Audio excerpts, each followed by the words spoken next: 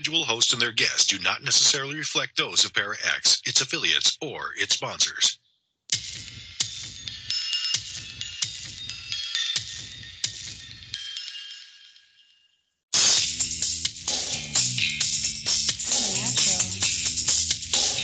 Metaphysical, paranormal. You know, all those things you've been wondering about? Are you ready to go deeper into the realms of the unknown? I hope you've got your walking shoes on, because life is an adventure, and this is the journey. Come on, let's go.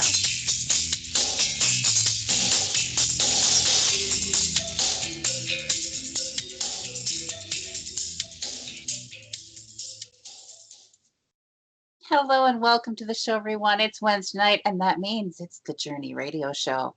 I'm Jen Cruz, your host, and of course, we're the She-Squatchers. So I've got my fellow teammates, Jenna Grover. Hi, Jenna. Hello, hello, hello. And we've got Tammy Trico. Hey, Tammy. Hi. Awesome to have both my girls here with me tonight. And we've got a very special guest for you tonight. We've got Thom Cantrall joining us. He's going to talk to us about his many years in Bigfoot research and his brand new book that has just come out. So welcome to the show, Thom. How you doing? Well, thank you very much. I couldn't be in nicer company. This is not bad. The thorn among the roses here. Well, he's quite the charmer, everyone. I'm telling you. I am an outrageous flirt. There's no doubt. I have a very good friend that I learned from, Bob Kimlin. If that man could sell his charm, he'd be a millionaire. Oh, yeah. Yeah. You learned very charming. I was at the Sasquatch Summit a couple of years ago, and as I walked back, here's Bob, surrounded as usual by ladies. And I walked up, I said, Bob, I had this desire, this need to see a pretty lady, and I knew to do that I'd have to find you. He is one of the sweetest guys I've ever met in my entire life. He's also one of the most honest men I've ever met in my life, too. Yes. Bob and I have been very good friends for a number of years, and due to this infirmity, and we don't get together as much as we used to. We used to, when I lived in southeastern Washington, we'd get together for lunch a couple of times a month. Wow. Either I'd drive up to Yakima or he'd drive down to Tri-City. It's about 80 miles apart. But I did 2-3 weeks ago. A friend drove me and we went over the mountains to Yakima and had lunch with Bob. It was like old times. It was absolutely great. Oh, that's priceless right there. Yeah. I'm so jealous. Lunch with Bob and Thom. That would be so awesome. Well, come on out again and we can do it again. Well, I think we're planning 1 or 2 trips to Washington next year. Hopefully all this COVID will be over and we'll be able to make it back there. It was really awesome. Really awesome to actually get to meet you in person last year and at the Washington conference in Ocean Shores, Washington. So that was exciting for us to get to meet you there. Johnny does a great job at that conference and has for years. And I've got to tell you, you guys were the best presentation there. And I'm not just saying that to say it. It's not a flirt or anything else.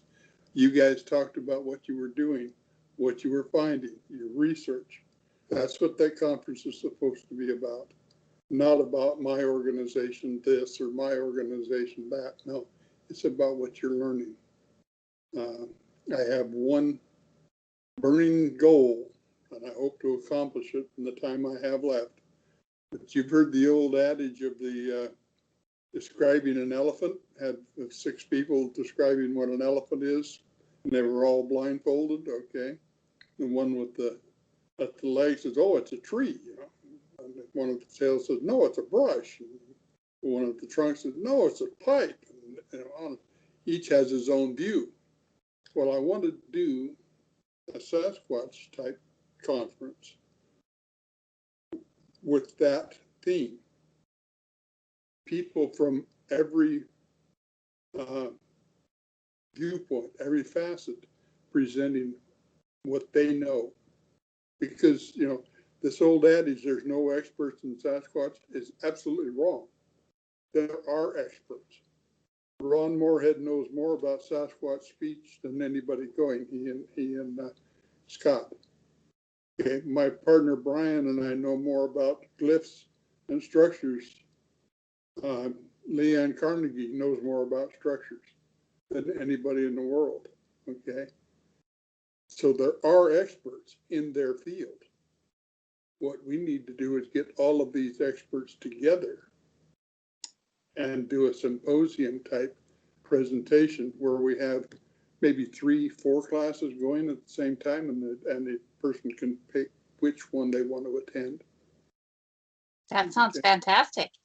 Now, I don't know if I'm going to be able to do it because it requires a whole lot more energy than I have right now. Well, the problem would be if a person wanted to go to every class, would that be available? We'd do it over 3 or 4 days. So yeah. Oh, okay. Yeah. You'd have their classes would be run. Person would have to do the same presentation 3, 4, 5 times over the 3 days. It'd be a major commitment in time. Yeah. But you'd have one section of the literati, the academia, okay. Mm-hmm. Another of the, like you and I, the investigators, and then another strictly theorists, and and then demonstrations. Wouldn't that be a great concept? That would be fun. Definitely fun. Yeah. It would. A lot of people are hesitant to share their information though, because they're so afraid of everybody that's going to steal from them, or they don't want to share their theories or their proof because they don't want everybody to know what they're doing. So you'd have to get the right people. There is that raging paranoia, the old deal of I can't tell anybody where I'm researching even. That is so phony. In 2012, I hosted a conference in Tri-Cities, Washington, southeastern Washington.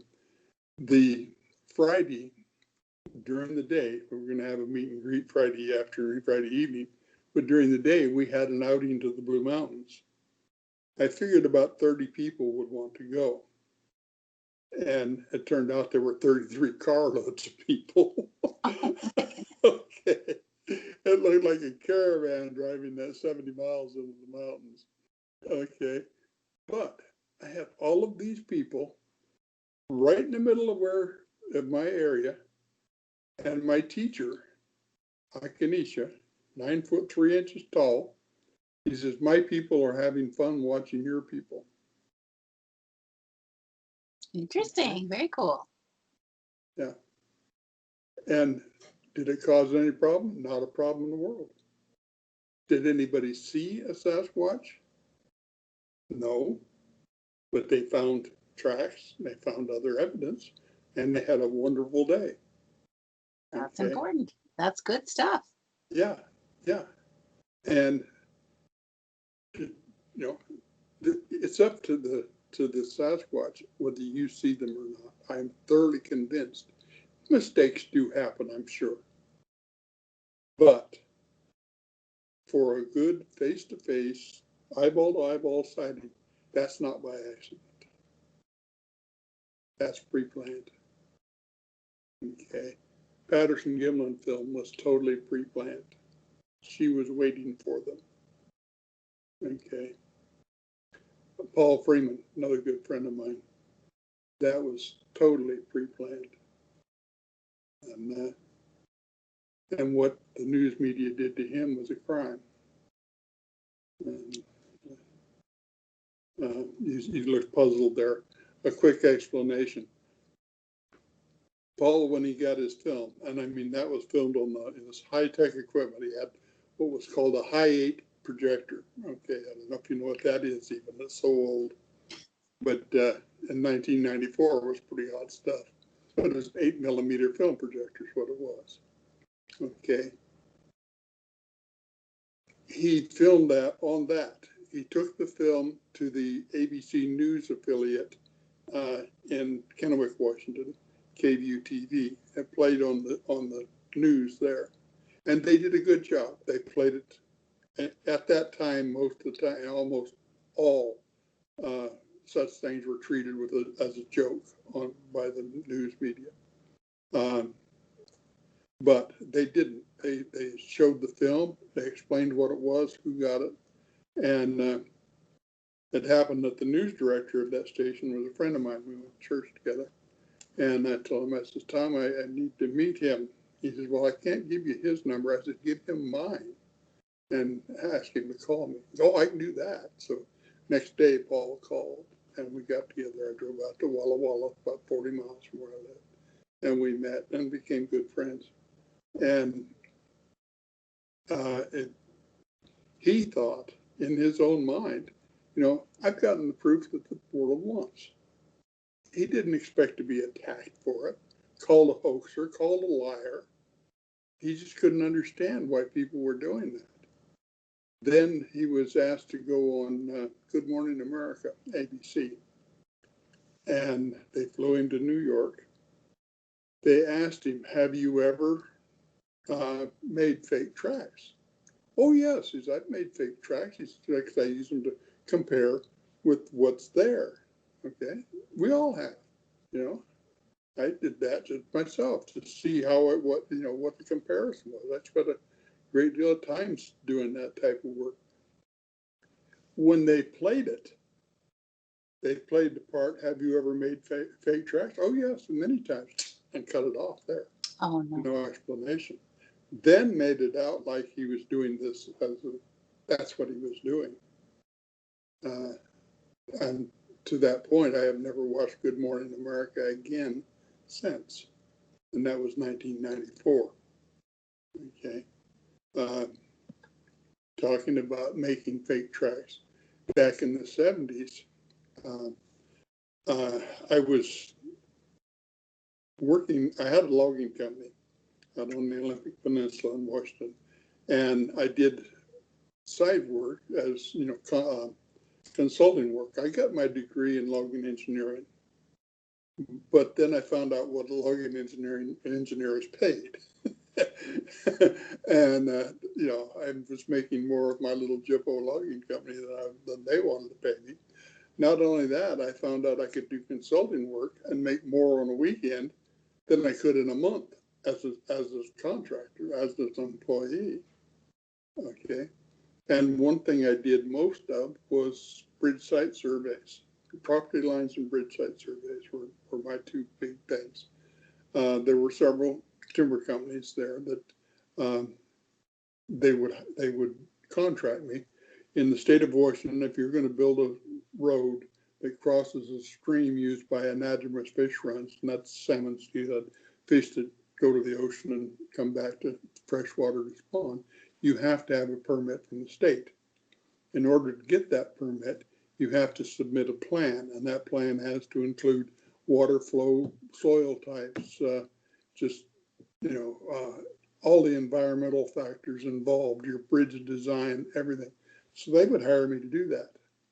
And this was in old growth timber, so I may have to walk in 3 or 4 or 5 miles to get to the point where the bridge is going to be.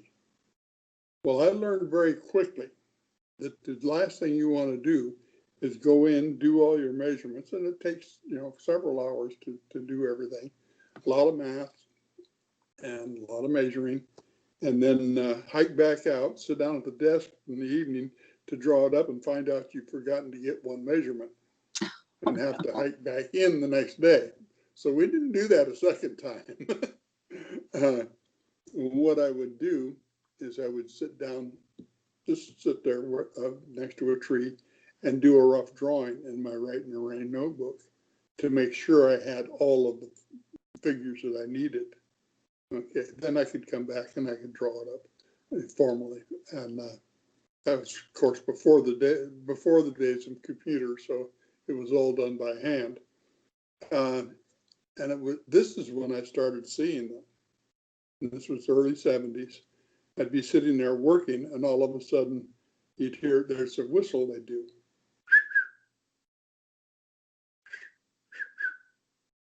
And listen to Ron Moorhead's Sierra Sounds, track 7, tape 2. It's on there. You'll hear that whistle. And basically what that means is I'm watching him. You know, he's in my sight. The big guy's over here. Okay. And I'd hear that for years. I didn't know what it was, but it'd make me look, you know, because it was pretty vivid. And all of a sudden I'd see a tree with a face peeking around it. And I grin and I go back to work, keep an eye on them, you know, just watch. And there'd be one over here next time, then over there. And it was great. It was absolutely wonderful. And you'd be 3 miles off the road, hiking in, across this little stream that you could step over, and here in the sand at the bottom of this little waterway would be a 15-inch track in the sand. And, you know, you can't tell me that that was faked.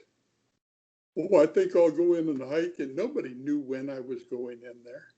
You know, I had a logging company I was running. I went and did these little contract jobs when I had time. It might be a Wednesday afternoon, or it could be Sunday morning. You know, just whenever I had the free time, I went and did it. And you know, that'd be about the height of conceit, wouldn't it? I think I'll make a track in the water. It's 3.5 miles off the road, and hopes that somebody comes by and sees it. Of course, there hasn't been anybody here in 400 years. This is old growth timber, you know. Nobody goes in there. And so that would have to be the height of ludicrous, I think, to expect that. But as time kept going along, I became more and more familiar with them, seeing them more often, virtually. And then I'd start looking for them and these tracks. And one day I was walking in and I came around a root wad, kind of the same type of thing that Roger and Bob did. Came around a root wad, and here's one standing there eating huckleberries. And we're about 10 feet apart. Well, hello, big guy. How are you today? And he turned, looked at me. And that one I think I surprised. I really do. Because he looked at me and he turned around and walked away. And the reason I was there that day is because the water had been high, and this was the first day it had gone down, and first day I could get in there, so it's still pretty boggy. But where he walked, of course, beautiful trackway, and I mean the tracks were so fresh he was still standing in the end. Well, it's okay. You don't get tracks fresher than that. So I got the idea, being an engineer, you got to measure things when you're an engineer, right? So I took off my own boots and walked the same route that he walked, just to compare, and noticed some differences. Yeah.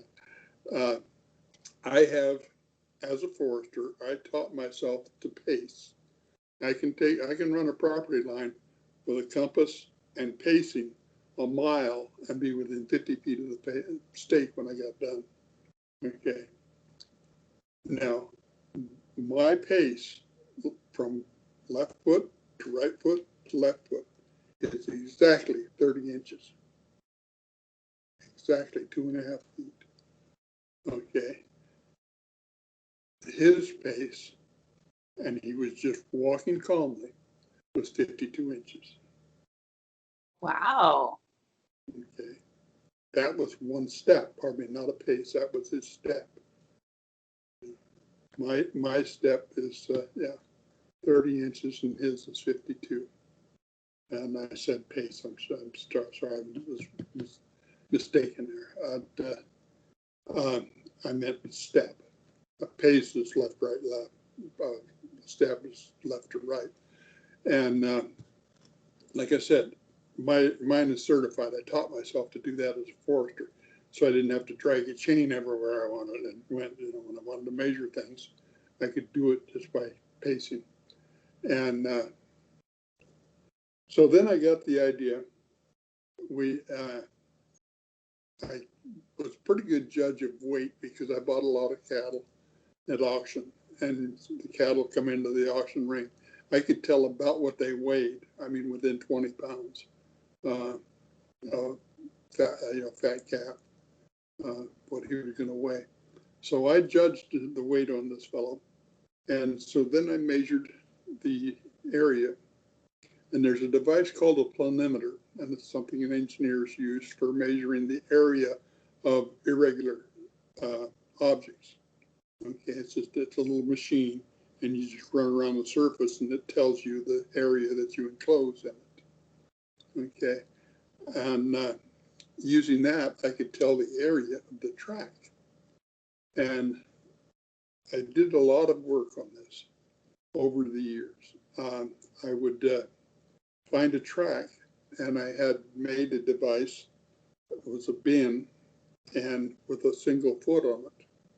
And I'd measure the track, get the area, and put a foot on the same size, and then load that bin with sandbags that I had weighed until it sunk the same depth.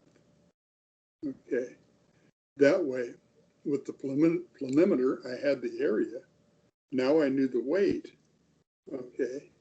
And first thing I did was figure out the average width of a Sasquatch's foot is 40% of its length. Okay. Now I didn't need the planimeter anymore. I could just measure the length, and I knew the width was 40% of that. Multiply those two figures together, and I had the area.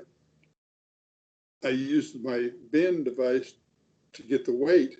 Now I could measure that weight by the area, and I had pounds per square inch that he was applying on the ground. Now I could go the other way. I find a track that's 15 inches long. Okay, I knew that's going to be 6 inches wide. That means he's going to have 90 square inches a foot on the ground. He's going to exert 7.5 pounds per square inch pressure on the ground because of the other studies. So that meant he weighed 635 pounds. Oof. Also, his height is going to be 6.5 times the length of that foot. That's a constant. That's an anatomical constant. They teach it. You learn that in Anatomy 101. Okay, 6.5 times the length of the foot will be the height. So I knew he was 7 foot 6 inches tall, weighed 635 pounds, just from this track, from a 15-inch track. Okay. I'm learning lots of new stuff here. Well, I am so going to rewatch this video later and write all this stuff down. Well, that study is in my book, Sasquatch from Myth to Mystery, that I published a year ago at this time. And I have it outlined step by step. I may have misquoted some numbers here because I'm just pulling it out of the top of my head, and I'm 77 years old, and the top of my head doesn't work as well as it used to. Okay. My memory isn't what it used to be, but it's in that book. Also,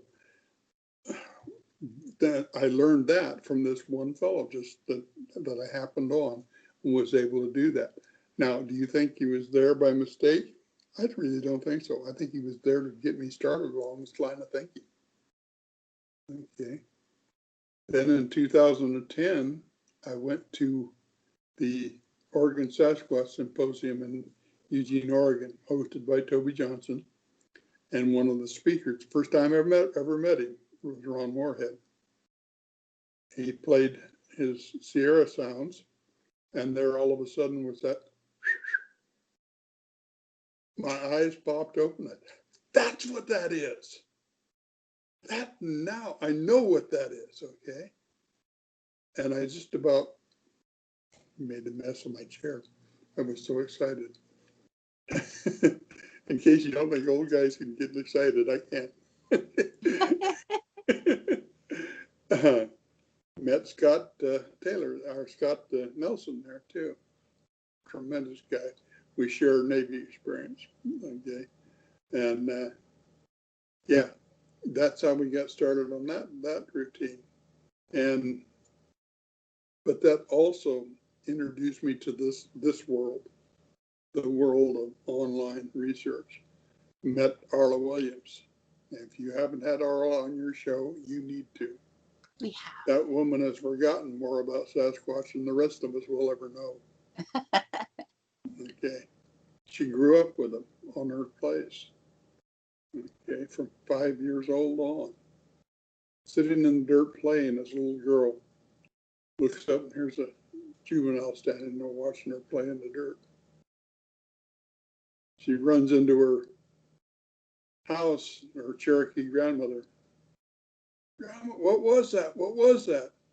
Her grandmother, the most brilliant question she could have asked. What do you think it was? Okay. Yeah, very cool. Very cool. Yeah. Helped her to And- decide for herself what it was. Yeah. Then she went on to explain they're just another people. They're like us in many ways, but they're unlike us in many ways. And they are. They're like us in so many ways, but they are unlike us in so many ways. They're fantastic to be around. My sister asked me one day, how come you spent so much time writing 12 books about these things? Let's listen. I have had a being that 90% of the world does not think exists hold my hand in his. What would that be worth to you? Mm-hmm. Oh, well, Jenna, you're muted. No, Yeah. I try to stay mute so I don't interrupt you. I'm quite the talker. No, that would be, yeah, the knowledge, just that little bit. Mm-hmm. Yeah. Very much so. And that's only one thing. You know, I've been present at the birth of twins in BC, Canada. You think that wasn't worth special?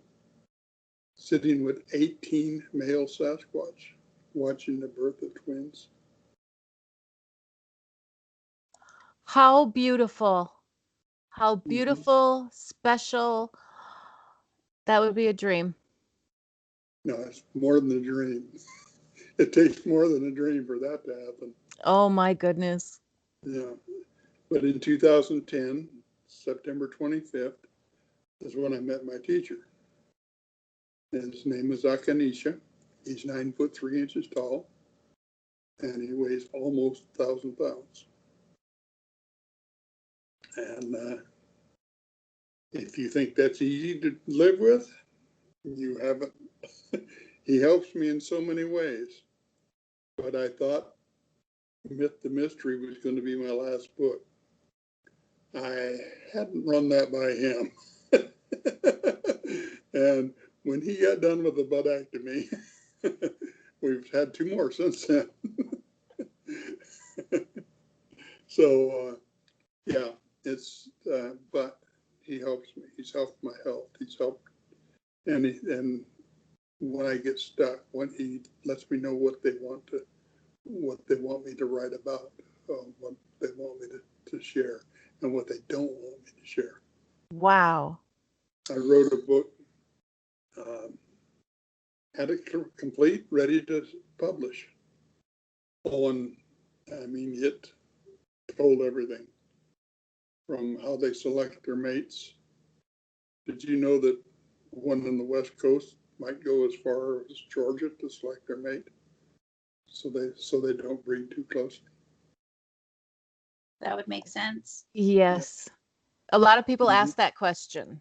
Wow. Yeah, Well, and if you compare that to like the old times of the native people when they would go to absolutely. gatherings, large gatherings to find mates so that they Right. weren't making sure that they weren't marrying too close to their Mm-hmm. to their relatives, basically. Right. Yeah. And had all of this in a book. And he said, you can't publish that. And that's, why not? He says, because the haters would tear you up. Yeah. He says, here's what we'll do. Write a novel and put it in that. That makes more sense. I've seen people do that with topics that were Mm-hmm. considered That's, risque. They yeah. just write a story about it and call it a Yeah. story. Yeah. After Armageddon has a great deal of that information in it. But it's a novel about what would happen that the meteor the size of the one that did in the dinosaurs were to hit today. Mhm. Okay. We are halfway through the show, and that means we have to go to our 2-minute break. So stay tuned, everybody. We'll be back with Thom Cantrall. Thank you. All right, so we're on our break. We're still recording on the video. You You're doing all guys, right? you didn't see the lights kept going off behind me? Yes, I did. I didn't even notice. Every time we got on the radio, the ghosts start acting up. They're like, hello. Hey, Tom, just a quick Mhm. question. I'm just in awe of everything you've done and seen and heard and experienced. Do you know the language, their language? I can use their language when it's time for me to do it. Okay. I don't know it. Okay, and that's another story. This happened, and it happened in front of a group of people. I had 5 of them up on the ridge talking. We were in conference, and I was speaking and understanding a language that I did not know. Oh, wow. And when we got done, I turned around. I thought I was there 5 minutes. They said I was there for almost an hour talking with them. I walked back into the group and around the campfire. Somebody asked me a question. I answered the question in that same language.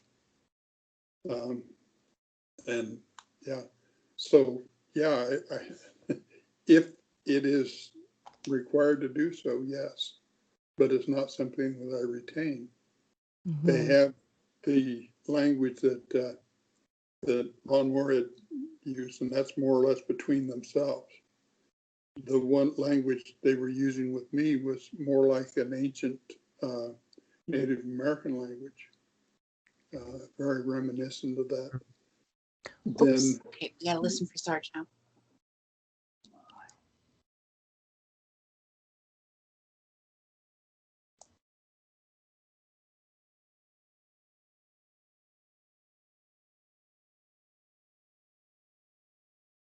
Okay.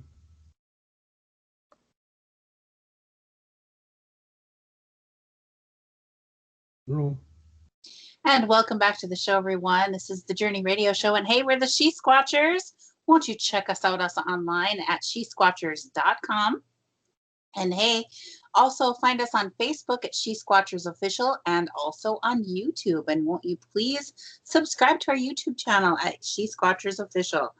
And you'll find all of our latest up-to-date info on our Facebook page. Tonight we've got Thom Cantrall with us. He is a longtime researcher of Bigfoot, and he's also an author of a lot of different Bigfoot books. His most recent book has been released just recently, and it's called Sasquatch Face to Face. And you can find his book on his website, which is thomcantrall.com. It's THOMCantrall.com. So thomcantrall.com. You can find his book there. And welcome back to the show, Tom. I've got a question in the chat room from one of the listeners, and she's asking, she may be remembering you from a previous show, but I can't remember if this is true or not. So she says, is this the guy who offered a basket of apples to a Bigfoot? Oh, I do that all the time. Okay. What I do, I use like an orange sack, onion sack that has the drawstring top, and I hang it, okay? And that way I know who gets it. Because if a bear or a raccoon or anything else gets it, they'll just rip the bag open and take the apples. The Sasquatch will take the bag down, open it, and you may not find the bag again, but usually they'll leave it there. And there's nothing wrong with the bag, it's just been opened. The only 2 things I ever leave for them, food-wise, are apples and peanut butter. And peanut butter is more for my sake probably than theirs, because I just love seeing those big fingerprints in the peanut butter. it's just a trip. I know, I'm just a little boy at heart. Oh, and peanut butter goes so good with apples. I dip my apples in peanut does. butter all the time. That's so funny. But it's so funny because in the Blue Mountains, they absolutely love the Golden Delicious and wouldn't touch the reds. And in the Cascades, it's kind of the opposite. They like the reds, but they won't touch the Goldens. And both of them have enough sense to leave Granny Smith totally alone. I'd love to hear if you ever tried out the Honeycrisp apples that were cultivated here in Minnesota. Those are my absolute favorite apples. They're good They're for for just eating, but when I give something to them, I don't like that much sugar, and that's one thing I always counsel people: don't eat any high sugar food. They don't have dentists, and I would hate to see my teacher with a toothache. He can get my attention quick enough anyway. He doesn't need that. Sam, But, can I ask a quick question? certainly. You blow my mind. I'm so excited you're here. How often do you get to see your teacher, and does he come to you in form and dreams as well, or just in physical forms? And when I could get out easier, I saw him quite often face to face, especially when I still lived in Eastern Washington. Since I had to move back over to the west side, I don't see him as much. He usually waits till I'm out. Barb Shoup tries to make sure I get to her campouts at least for a day, and she'll send somebody to town to pick me up, and I get to spend a day or so with them because I can't camp anymore. And just kind of got too old, but he does come to me in my mind, generally at 3 to 3:15 in the morning. I have asked him, I said, can't we do this later? You're not bothered at this time. I'm retired. I wouldn't be bothered at 9 o'clock either. Your attention is undivided. But he has gone to Oklahoma with me. He's gone to Georgia with me. He's been there when I was there. And we've had fantastic things happen in both of those places. Georgia is, you wouldn't believe how alive that place is. 3 of the case histories in the new book are out of Georgia, and I could have added 2 more easily that have happened to me there. It's just a very lively spot. I haven't gotten up in your area of the country, not since I was in the Navy anyway. My best buddy in the Navy was from Grand Rapids, Minnesota. Oh. So I got up there once or twice, but he lives in Western Washington now. But yeah, this is the new book. It's called Sasquatch Face to Face, and what it is a compilation of 32 accounts of face-to-face meetings with Sasquatch. Now, Wow. one thing I want people to understand is that we all see things from our own viewpoint. We have a history behind us, okay? We see and understand what we're seeing based on that history, okay? So when I report something, it's done with my history in mind, okay? Now, does that mean another person is going to see what I saw in exactly the same light I saw it? No, it doesn't, okay? But it does mean that when I report it, I'm going to tell you what I saw exactly as I saw it, okay? I guarantee you I'm not making anything up or embellishing it or anything else. It's what I saw, how I interpreted what I saw. And that's very important to understand. It really comes into play with photographs. If you took the photograph, you saw what was there, you'll see what you're seeing in the photograph. So nobody else may be able to see it at all, but since you took it, you know where it is and what you were seeing. You will see it, correct? Okay. That can happen. Definitely. Yeah, okay.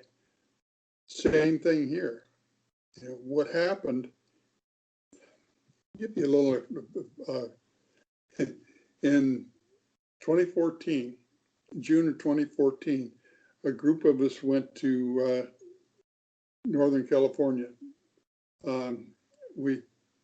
I worked down there in '78. I worked for a timber company as Bullbuck.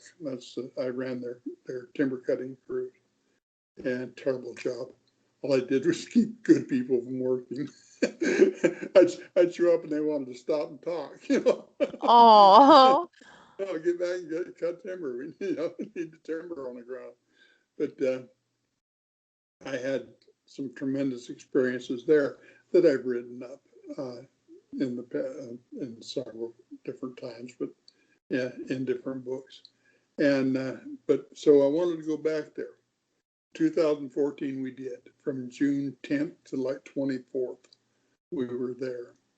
And June 21st or 22nd, I can't remember, one of those days, we had gone to town to fill gas bottle, propane. It was, we're camped at 5,500 feet. Even in June, it's at night, there's ice on your water bucket in the morning. And the last thing you want to do is not have your tent heater working at night. So we drove to town, filled up the propane, coming back at milepost 14 on the Go Road, that's Gassy Orleans Road. We were camped right at the end of it, the very end of it, we're in the wilderness area at milepost 34. At milepost 14, you're looking right down into the headwaters of Bluff Creek. We're about 3 miles from where Bob and Roger shot their film. Okay, looking right down into that hole. We come around a curve in the road, and there's 2 Sasquatch standing right square in the middle of the road. By the time I got the car stopped, it was about 20 feet distance. Okay, the lady sitting in my right in the passenger seat had come over from England for this gathering, and Jackie just yelled, "Bigfoot!" And Arla was in the back seat. She was kind of drifting off to sleep.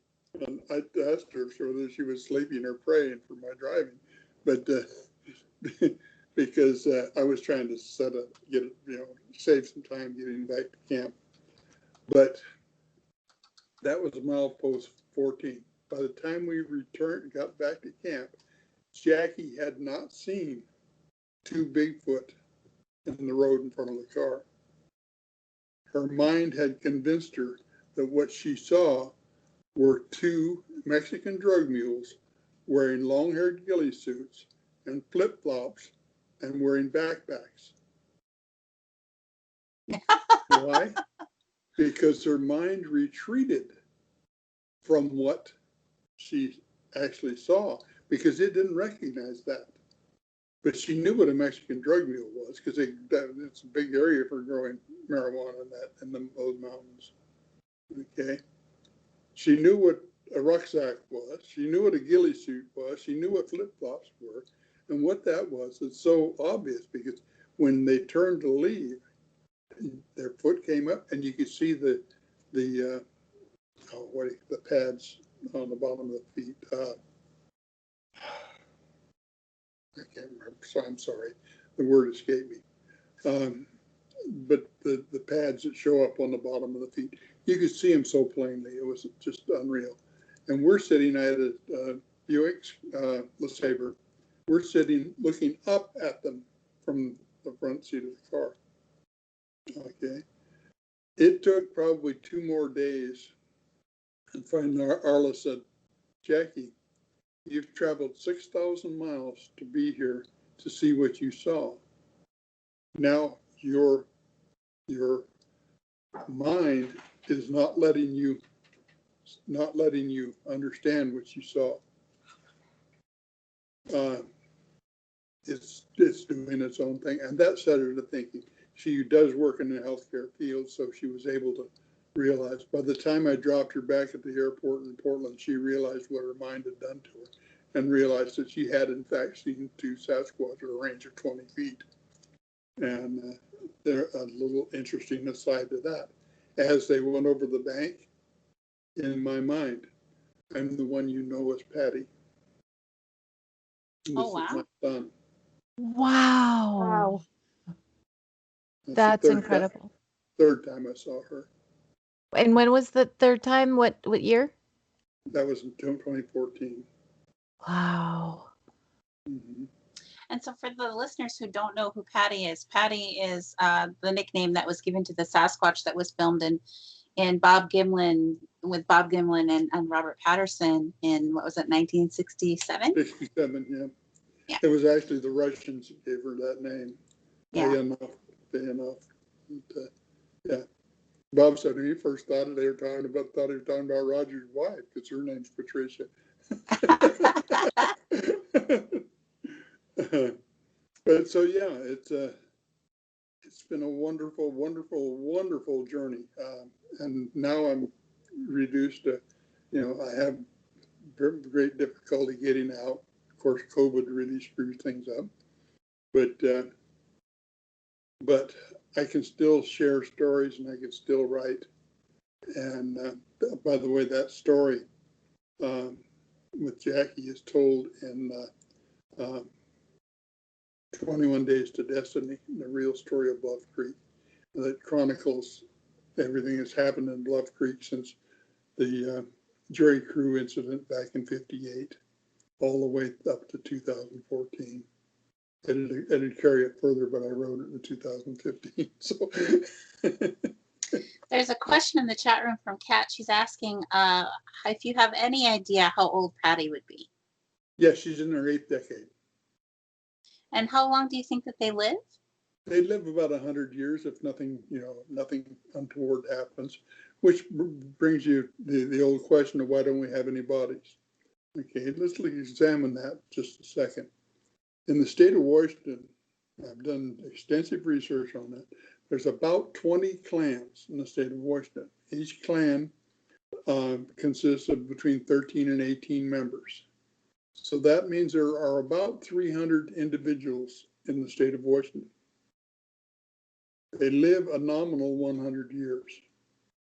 That means that in any particular year, 3 will die in 71,000 square miles. Okay. What's your odds of ever finding a body if they didn't bury their dead, which they do? Okay. That's why you don't find a body. Well, and I think if they ever did find bodies, like I know that they found some giants that were buried near my hometown, and they covered, they say, yeah, they found it there, but they won't let anybody look at it. Mm-hmm. and look what they did with all the giant skeletons from the mounds, from the mound builders. Mm-hmm. There's newspaper articles outlining who was on the dig, what professor, Dr. So-and-so from Smithsonian led this dig. This is what they found. The bones were transferred to the Smithsonian. Now, we never had any bones. The Lovelock Caves, the red-haired giants, transferred to the Burke Museum in University of California, Berkeley. We never saw any bones. Yep. The ones that they found in Minnesota, they just confiscated them, and they said that they weren't giants, that they had just laid them out so that they looked longer than that they actually were. Yeah. But they had 2 regular sized women buried in a crouching position at their feet. Mm-hmm. Of one male giant with 2 regular sized women crouched buried at his feet. Yeah. Another person you should look at for your show too. Marcia K. Moore. She's an artist, forensic artist. She has been reconstructing these skulls, these giants, and working with the Paracas skulls from Peru. Does marvelous work. She's a personal friend, lives up in Bellingham area, northwestern Washington. She moved there to work with the Lummi people because they practice head deformation. And she wanted to study it more. But the Paracas skulls, again, Ron Moorhead went to Peru on that investigation. They don't have suture lines in their skulls. They don't have skeletal lobes in their skulls. Okay. That's like, we all have suture lines in our skulls as Yes. humans. Yes, we As do. humans, we do. Yeah, they're not just deformed skulls. It's a totally different, totally different deal. Mhm. Okay. The world is a marvelous place, and we all have a marvelous place in it if we'll step forward and do it. You know, I was reading, being an old logger, I keep up with some of the, the posts from groups. Somebody posted a picture today of some of the off-highway trucks that were used up through the 70s, timber companies just hauling into their own yard. They didn't go on the highway, but these things had 12-foot wide bunks. And I mean, they would load them with 140 tons of wood. I mean, the loads were outrageous. And I've seen them. I've never driven one, never had to load one, fortunately, but I've seen them coming out, and there were people there. Oh, that's just Photoshop. That never existed. And here's a whole raft of people that worked with them, but that they think they know so much. Well, that's just Photoshop. No, it has nothing to do with Photoshop. Open your eyes. Go look. Live a little. Find out for yourself what's out there. That's my job. I talk to people all day long. And it's frustrating sometimes, but I've learned there's no point in arguing with anybody. If somebody disagrees with me, that's fine. Because to be truthful with you, I've never learned anything new from somebody who agreed with me totally. I learned things from people who had a different opinion, but I've got enough of an open mind to look at their opinion and see if it carries weight. I do a similar thing. I call it my mystery bag. I have this invisible mystery bag that I've created. Mm-hmm. And I take information in from people who are sharing.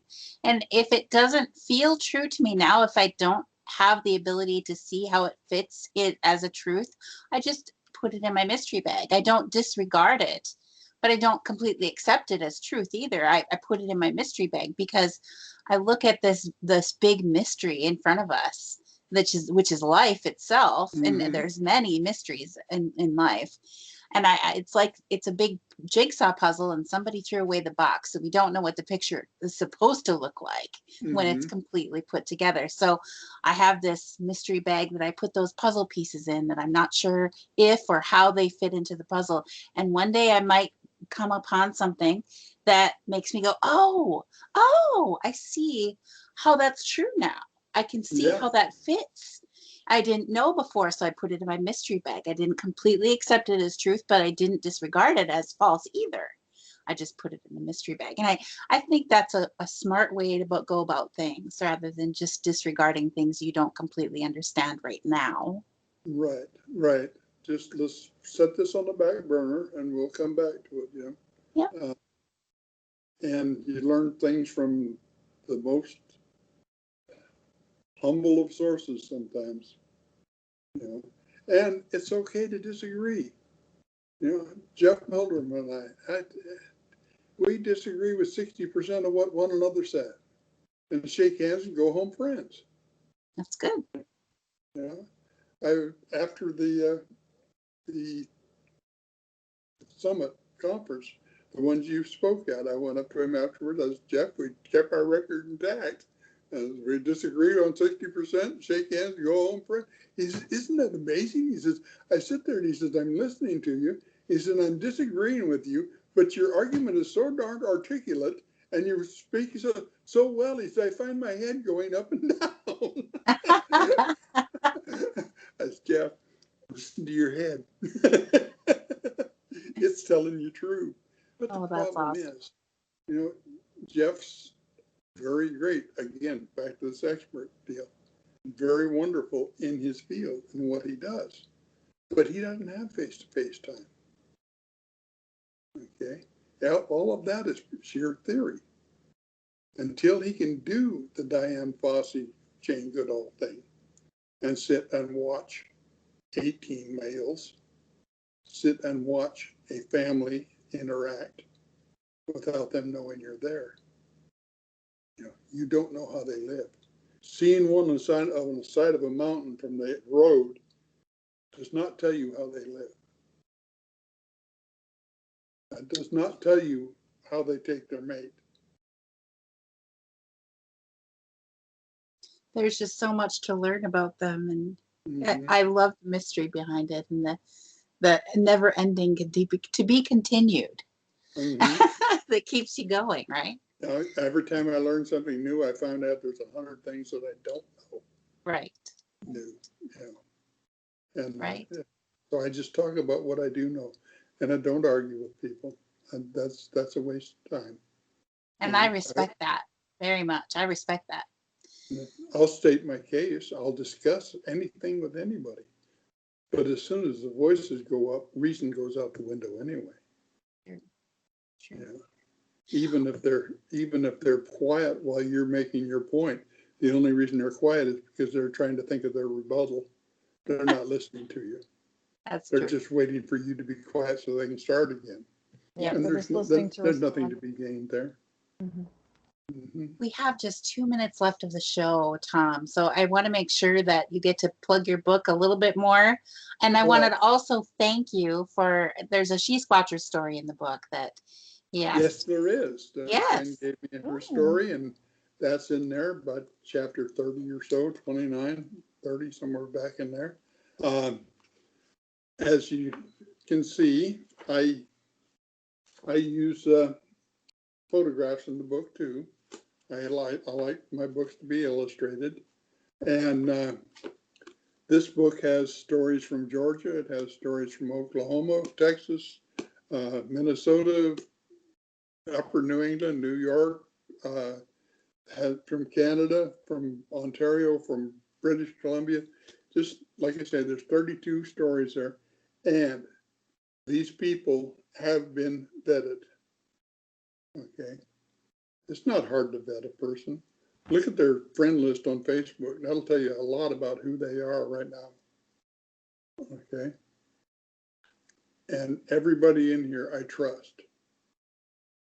One thing at one point I would like to make, there's several in there, they talk about how frightened they were, the fear that it caused, that they were rigid and afraid, and then the creature didn't do anything to stand and look at them.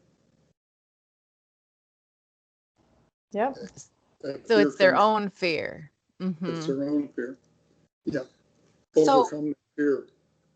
So people can find your book on your website, thomcantrall.com. Is there anywhere else they Right. can find it? It's in Amazon. It's also on Kindle and Amazon. And Amazon is my publisher. So, yeah. Amazon. Yeah, Book. Amazon.com, and just type my name in and they'll come up, all of them. And it's fun. I like Kindle because the only way you know you're there is once a month you're checking to go, it goes whoop. It's not Awesome. much, but when you live on $70 a month above your room and board, it's it's quite a bit. Well, get out there and get the book. I know I've ordered mine already, so I'm looking forward to receiving that. And again, that's Sasquatch Face to Face by Thom Cantrall. Good night, everyone, and thanks, Tom, for coming. We'll see you next Thank you week. so much. You guys are just absolutely fantastic. All right. Bye. Night, everybody.